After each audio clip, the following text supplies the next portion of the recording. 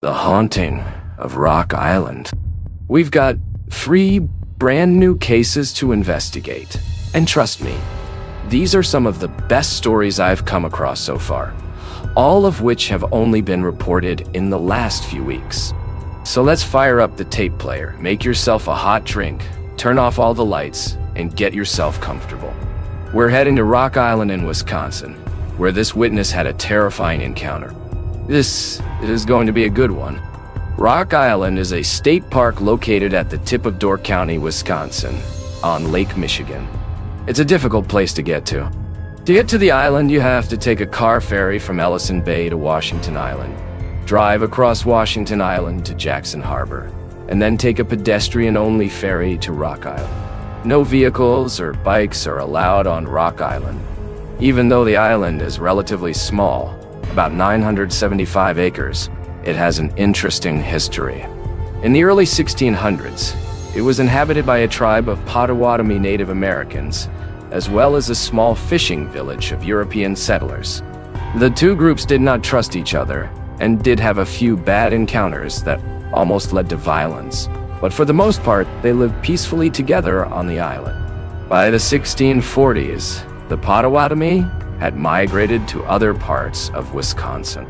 Shortly after the 𝗲𝗏𝗂𝗂𝗶 had left the island, some settlers from the fishing village reported seeing a new group of people on the island. They seemed to be more white settlers, but they wore strange clothes and kept to themselves. No one from the fishing village was ever able to talk to one of these new settlers, or even find out where they were living. It was around this time that strange things started to happen in the village. Several animals, it's not mentioned what they were, maybe it was pigs or chickens kept by the settlers, were found slaughtered in the village and seem to have been used to make markings in blood on some of the buildings in the village. On a different night, a building used for preserving meat burned down. The villagers felt that these things must have been done by these new people on the island, and they intended to find them. But after a forest search of the island, including the wooded inland area, they never found a single person. These strange occurrences seemed to stop soon after the search, and none of the other settlers were ever seen again. In 1836, the 𝗲𝗏𝗂𝗶𝗀𝗄𝗎 lighthouse was built on the northern part of the island. After construction was finished, the lighthouse was inspected, and it was reported back that the material of which the lighthouse and dwelling are made are of the best quality, and that the work is done in a substantive and workmanlike manner. David 𝗢𝗂𝗿 was appointed the first keeper of the light on December 19, 1837. Only 3 years later, in 1840, despite the apparent quality of the construction of the lighthouse, David 𝗂𝗿 started to complain. The plaster started to fall off the building. Some sort of liquid would ooze through the cracks, leaving the house constantly damp. 𝗂𝗿 was completely alone most of the time at the lighthouse.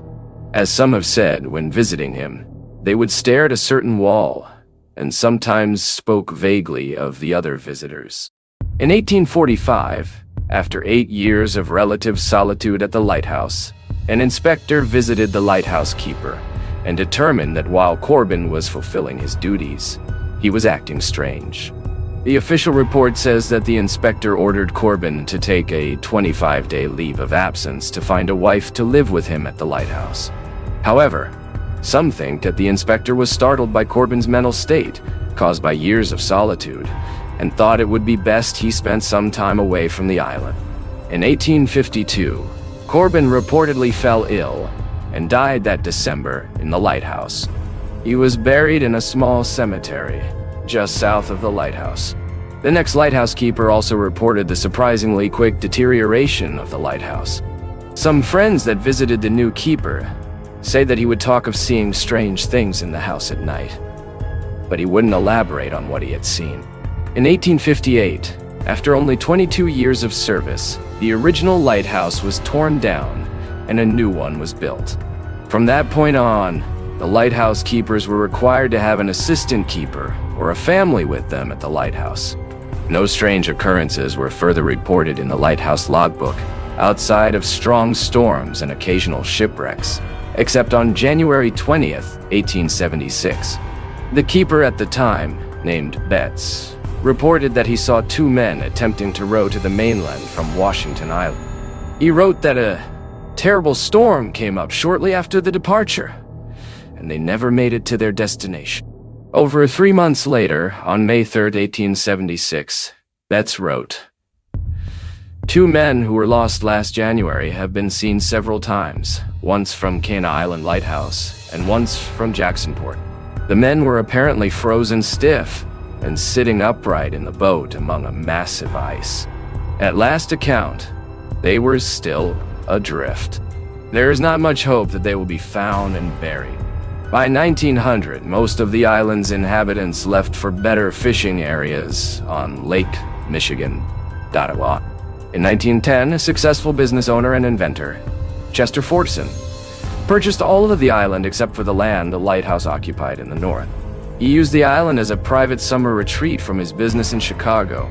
Fortson is responsible for unique and mystifying buildings and structures that are still on the island today. On the south end of the island, he built a giant stone hall that has a boathouse on the lower level. A stone water tower was built on the east side of the island, and an imposing wooden gate was constructed on the west end of the island. The Great Hall was used to store Fortson's immense book collection. He had over 11,000 books, and it's rumored that he possessed some very rare books on the occult in his collection.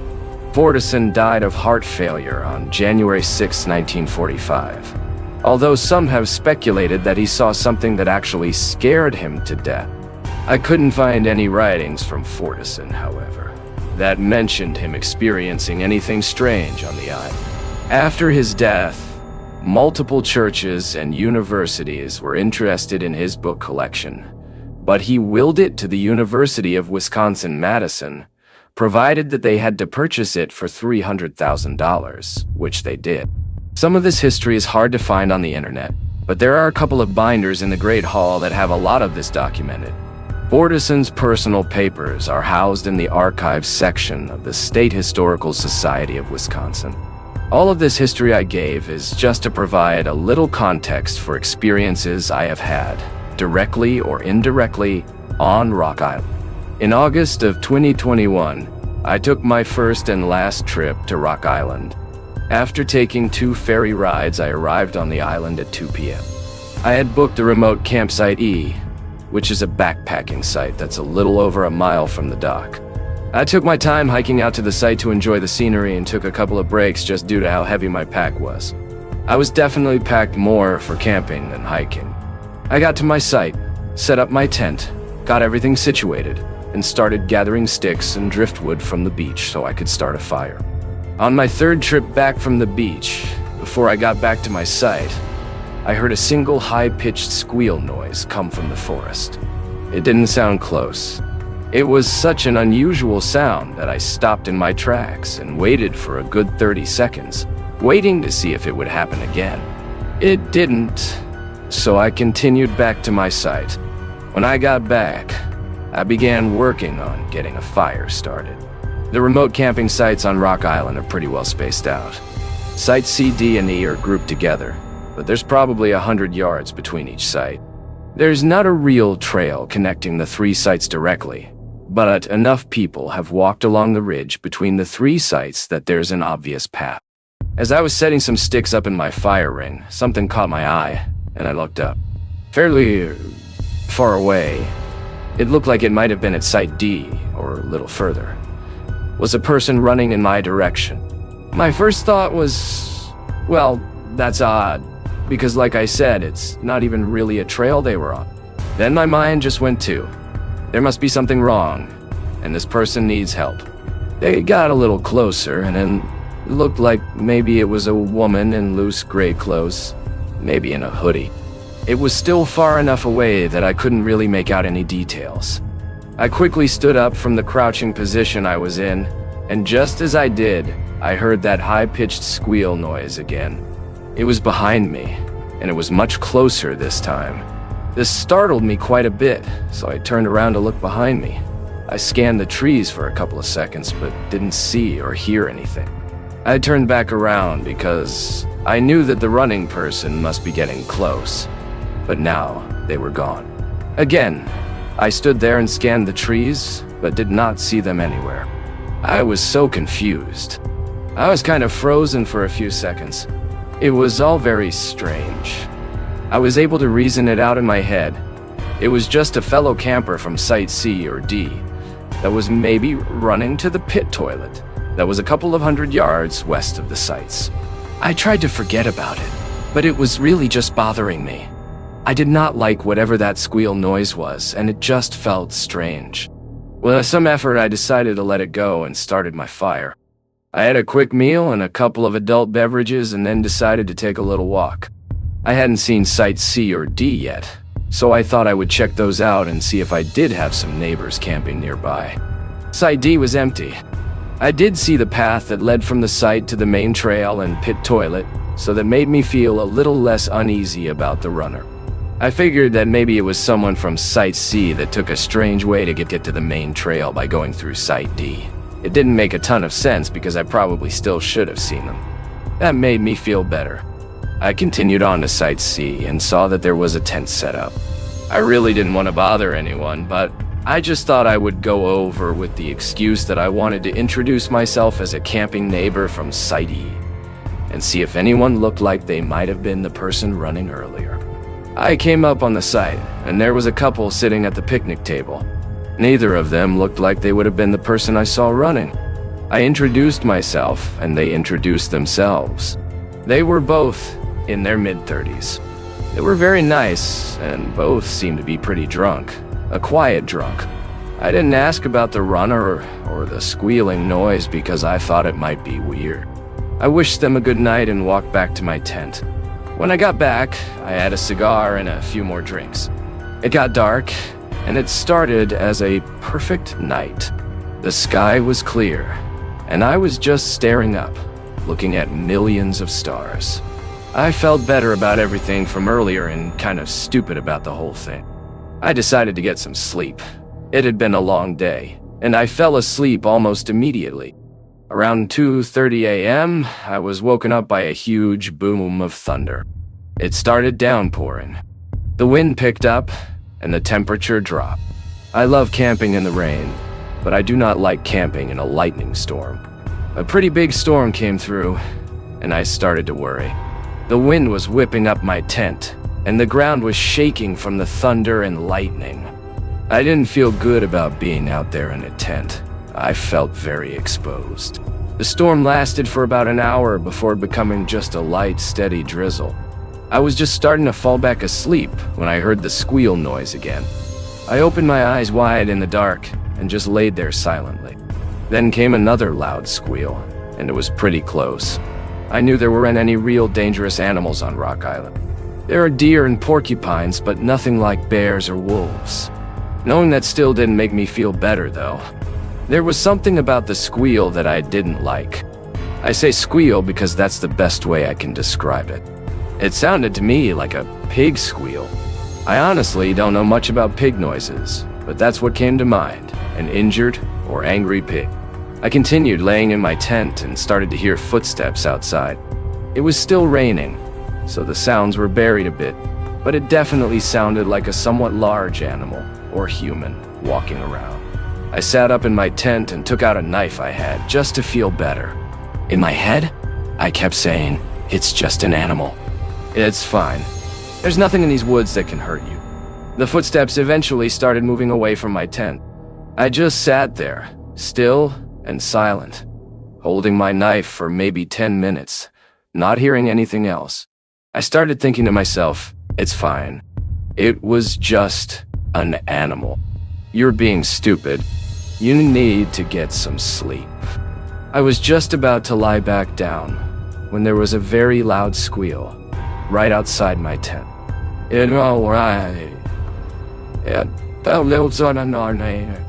A shiver went down my spine. My heart was beating so hard my entire body pulsed. I could feel it in my ears. It took everything in me, but I shouted, not loudly, but in the sternest, meanest voice I could muster, "Get out of here."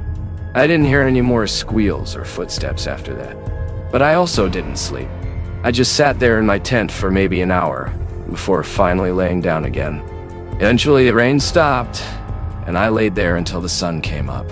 All that time reassuring myself, you're just being stupid. It was just an animal. It was probably around 7 a.m. when I finally decided to step outside to relieve myself.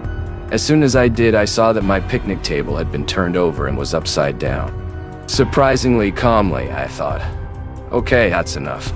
I'm leaving the island today. I checked my surroundings. Nothing else seemed out of place.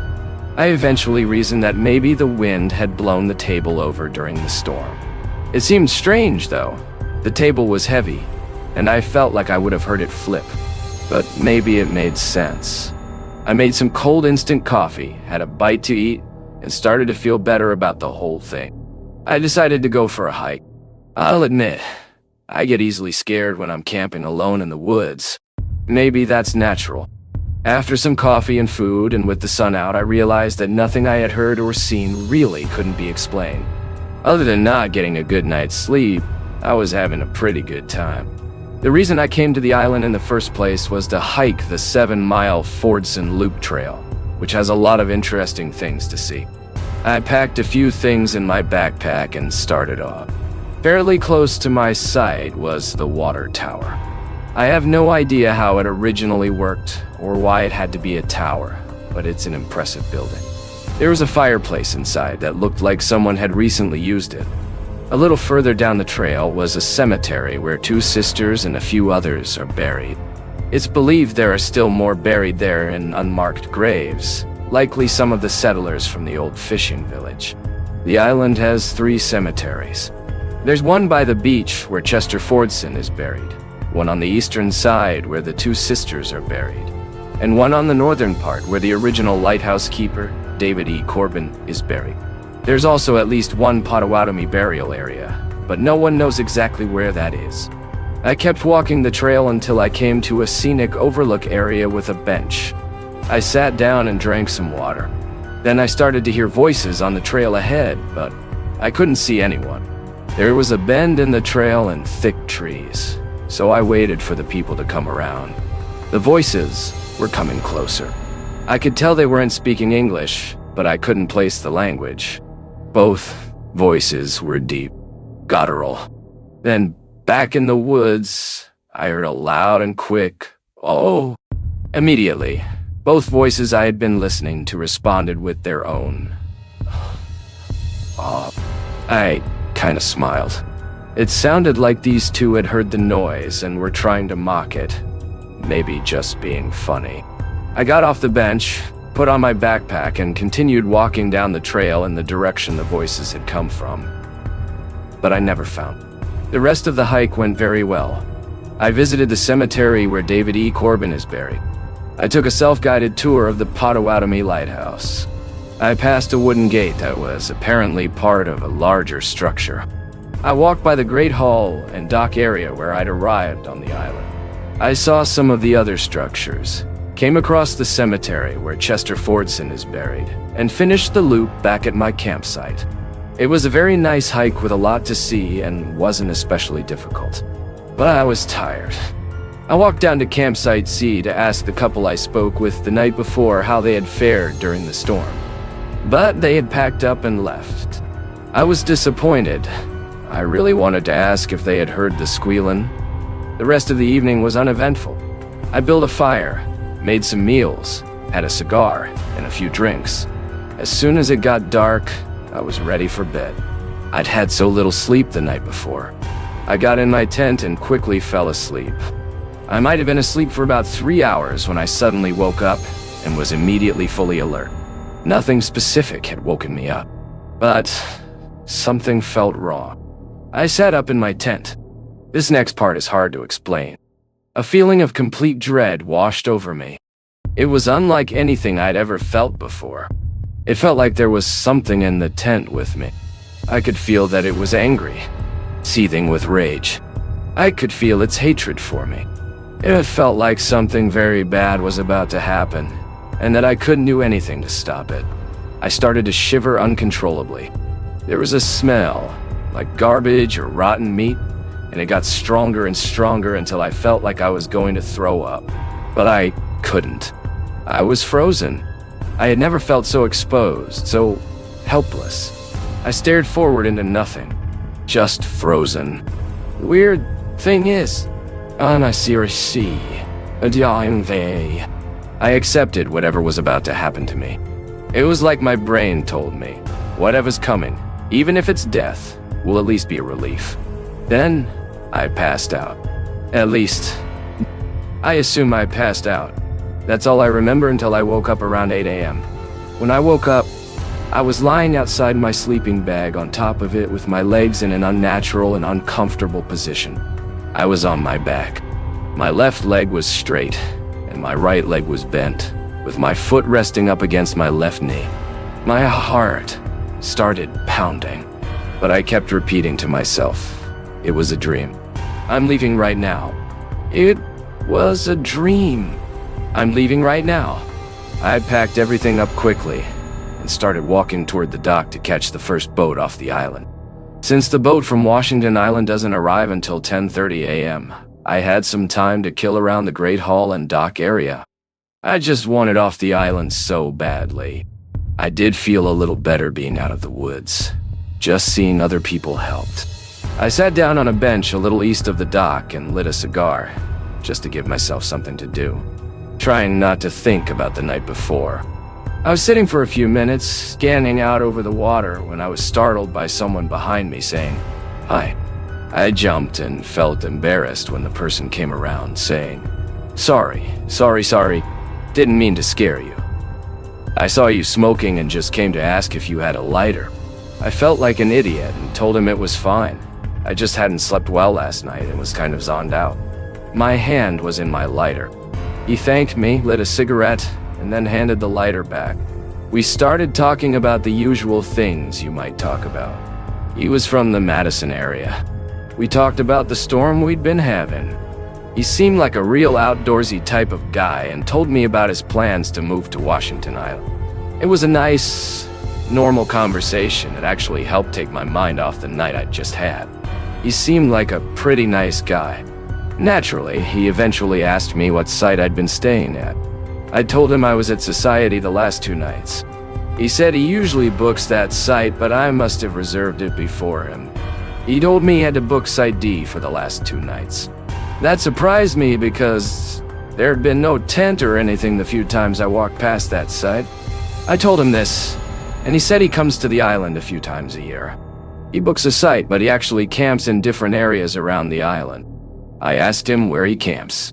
He told me that most of the time he camps in the East Cemetery, but he also likes camping in the woods south of the lighthouse. He explained that he hikes about halfway down the Fernwood Trail and then heads north into the woods until he finds a place to camp. One time, he said, he found the ruins of a small log house in those woods. He was going to try and find it again and camp inside. At this point, I started to change my opinion about this guy and wanted to change the subject. But then he asked me if I'd heard the screeches in the woods. I took a second to reply. I knew exactly what he was talking about, the squealing I'd heard. I told him I had, and I asked if he knew what it was. He took a second to reply, and I saw his face change. He looked like he was deciding whether to tell me something, his face expressionless. Then, matter-of-factly, he said, "A demon lives on this island." Under any other circumstance, I would have laughed this off, but not after what I had experienced the night before. He looked at me and must have seen the anxiety and fear I was feeling.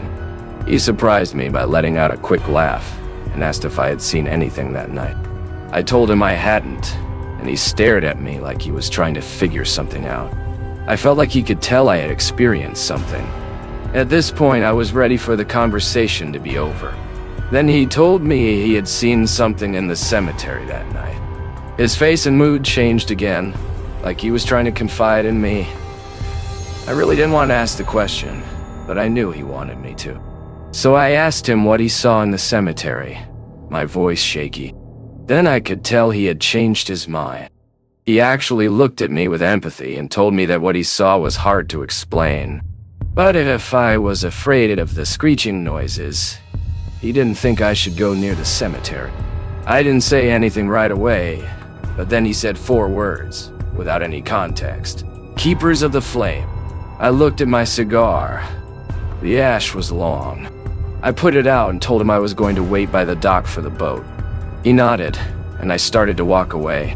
After a few steps, he said, "Hey." I turned around. He just said, "Don't come back here." I turned and started walking again. I didn't know if that was a warning or a friendly suggestion, but I took it to heart. I was definitely not coming back to Rock Island. When I got home, I looked up Keepers of the Flame as it pertained to Rock Island. I found 3 things he could have been referring to. The names of the Native Americans that lived on the island, the Potawatomi, could be translated to Keepers of the Flame. The lighthouse keepers on the island were sometimes referred to the same way. Then, there was a 19th century cult said to visit the island from time to time. They called themselves the Keepers of the Flame. I know that hundreds of people visit Rock Island every year and have a great time. Camping, hiking the trails, exploring Chester Thordarson's built. My humble suggestion is this: do not go to Rock Island. Why, still with me out there. I really, really love that story. We've still got 2 more cases to delve into, but I'm curious, have you ever had a paranormal experience yourself? I'd love to hear about it. I try to read out all the stories that get submitted to me on the channel, so if you have a story to share, you can find my email address in the description, or you can simply leave a comment below. The Black Horseman. Okay, it's time for case number 2. This is an actual experience I had, and it still freaks me out to this day. Growing up, I had multiple little paranormal experiences. I was always very skeptical, so the ones I did have, I considered genuine.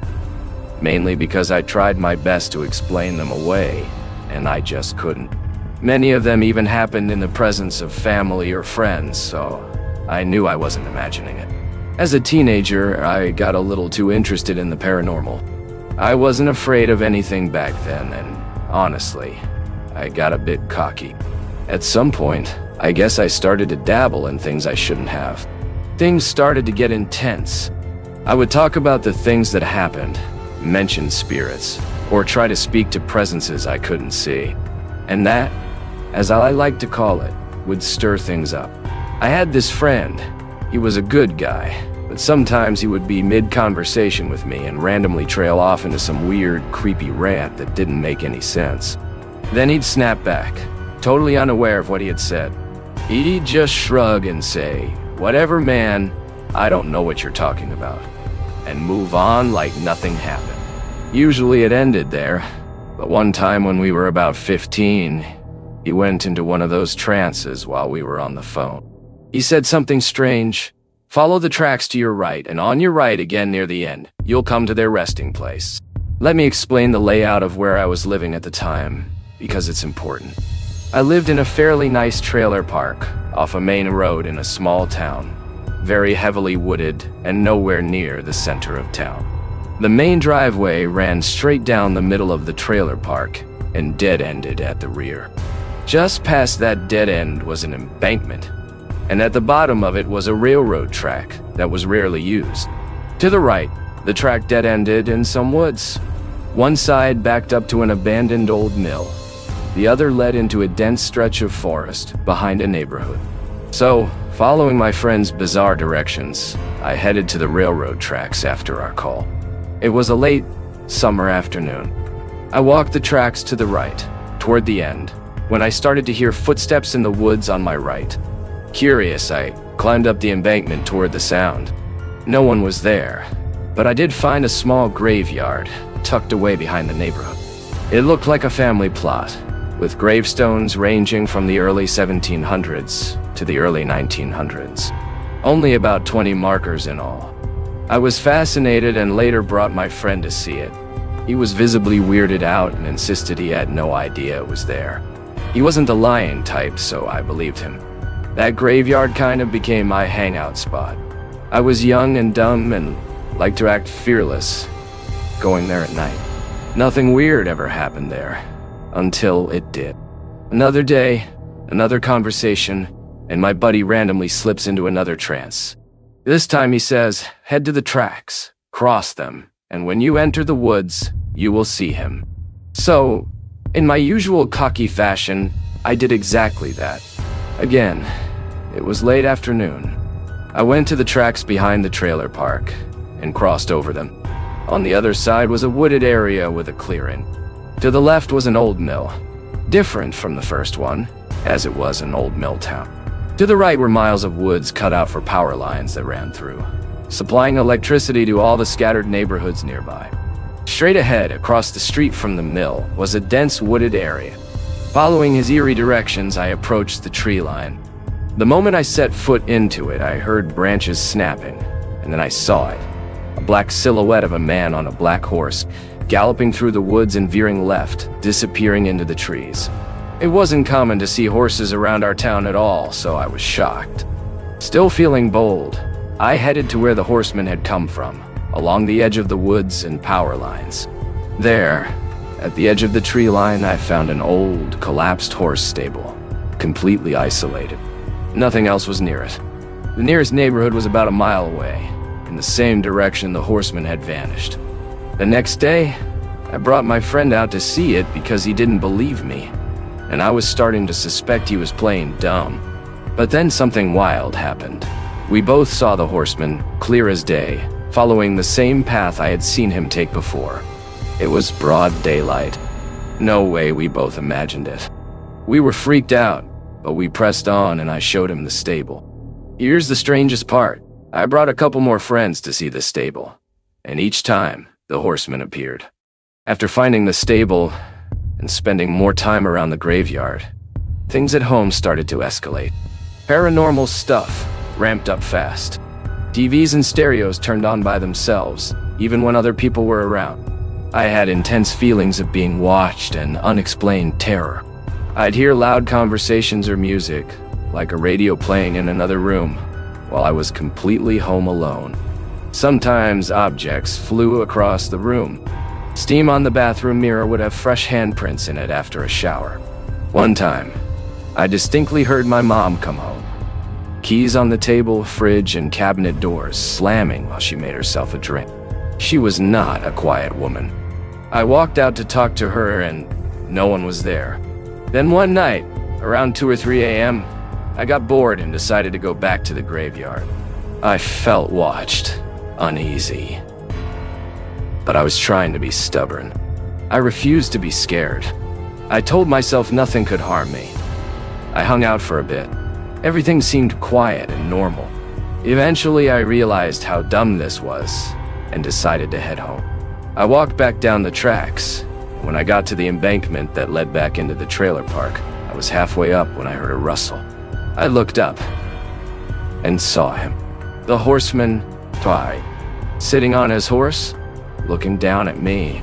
Pitch black, like a living shadow, but detailed enough to make out the shape of the man, the horse, the reins, everything. Nothing reflected light. I hadn't heard of them at the time, but now I'd say it resembled descriptions of shadow people. I froze, staring in disbelief. Then the horse made a lip-snorting sound and I snapped out of it. I turned, ran down the embankment along the tracks and heard hoofbeats following me. I veered off into the woods next to the trailer park, weaving through trees, trying to lose him. I made it to the street and ran full sprint to my trailer near the front of the park. I burst through the door and slammed the screen shut just as I heard the galloping behind me. My mom was at work, so I turned on every light, the TV, and the radio. Anything to make the house as bright and loud as possible. I sat on the couch, terrified, waiting for her to get home. I eventually fell asleep, and when she arrived as daylight broke, I told her everything. She believed me. She'd always had experiences of her own and would talk about them often. Once the sun came up, I went back to the embankment, still wondering if maybe I imagined the whole thing, or, however unlikely, a horse had somehow wandered into the area. I was looking for any kind of rational explanation, but then I saw them hoof prints in the sand, only in that one spot at the top of the embankment. That was it for me. I decided it was all too much. I wasn't very religious, but I started praying, asking it to stop. I promised to stop messing with that stuff. Things finally began to calm down. Then, around the time I turned 18, everything just stopped. I haven't had a single experience since. The old man in our basement. For as long as I can remember, I've never really been able to escape the paranormal. Whether it was the television turning itself on in the middle of the night when I was a child, or the imaginary friends both my sister and I could see for years. Strange things were simply a part of my life. Eventually, I became almost desensitized to it all. But out of everything that's come and gone in our current home, one being has always stayed, a strange figure we call the old man. He's mostly heard rather than seen. His footsteps echo through the basement, especially in the spare living room, and the room connected to it. He's never spoken a word to us, but his presence is unmistakable. Strangely, he seems to have had a serious dislike for my mother's best friend. When she lived with us for a short while, he would bang on the walls of the laundry room when she was alone. She even claimed he told her to get out. None of us ever experienced that kind of direct message from him. Typically, if we got anything, it was a whisper. Maybe a name, but who knows if that was even him. Personally, I've always felt the old man was okay. He never moved things, never really scared us. I've seen him briefly, and others in the house have described him the same way, except for my mom's friend, who never saw him at all. Back then, my room was in the spare room down in the basement, and I'd often come home to an empty house after school. I'd crash and nap, sometimes with the lights on because I was so tired. Oddly, I'd often wake up to find the lights had been turned off, and no one ever admitted to doing it. My parents weren't exactly the type to sneak in and do that for me, especially since they were constantly frustrated with my messed up sleeping schedule. And with my siblings mostly out of the house at the time, there really wasn't anyone else who could have done it. So I've always assumed it was the old man. I sometimes wondered if he was some kind of guardian. But then I remember how he acted toward my mom's friend, and she's not a bad person. She certainly didn't deserve to be told to leave, if that's even what happened. She never actually saw him during any of those incidents. It makes me think, is it possible for a spirit or presence to be kind to some and hostile to others? I wonder how many others have had a similar experience.